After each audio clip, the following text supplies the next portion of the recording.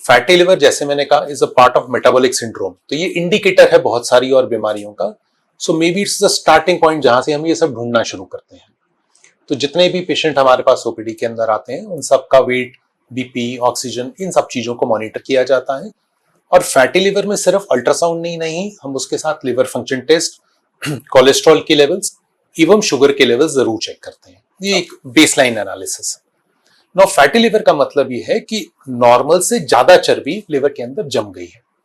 Simple भाषा में कहें तो नॉर्मल लिवर में एक जिसमें फैटी लिवर ना दिखे उसमें लेस देन 5% फैट लिवर में प्रेजेंट होता है।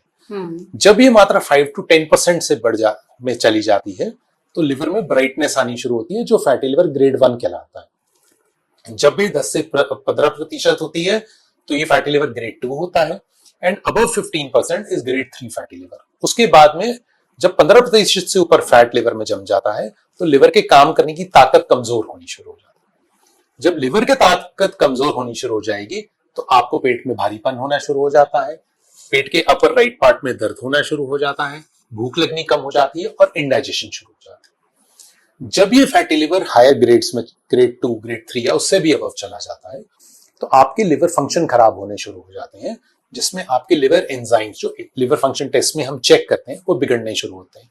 ये इंडिकेटर होता है कि you should be very alert about what is happening in your body.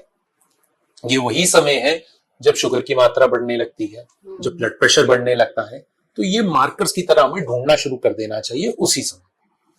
Now यदि किसी को ग्रेड 1 फैटी लिवर है तो उसका हमारा पहला इंडिकेशन और पहला एडवाइस ये होता है कि अपने लाइफस्टाइल को बदलना, ना कि किसी दवाई के ऊपर डालना।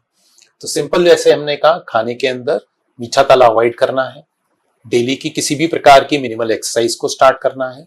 यदि उस इंसान को एग्जिस्टिंग ब्लड प्रेशर और डायबिटीज की बीमारी है तो उसको कंट्रोल करना है। यदि आपके फैटी लिवर के साथ में लिवर फंक्शंस की एबनॉर्मेलिटी है, कोलेस्ट्रॉल की एबनॉर्मेलिटी है, शुगर की एबनॉर्मेलिटी है, तो हमने उसकी तरफ भी साथ ही ध्यान देना है। एंड तब हम मेडिकल थेरेपी जो कि दवाइयां होती हैं उनको स्टार्ट करते हैं।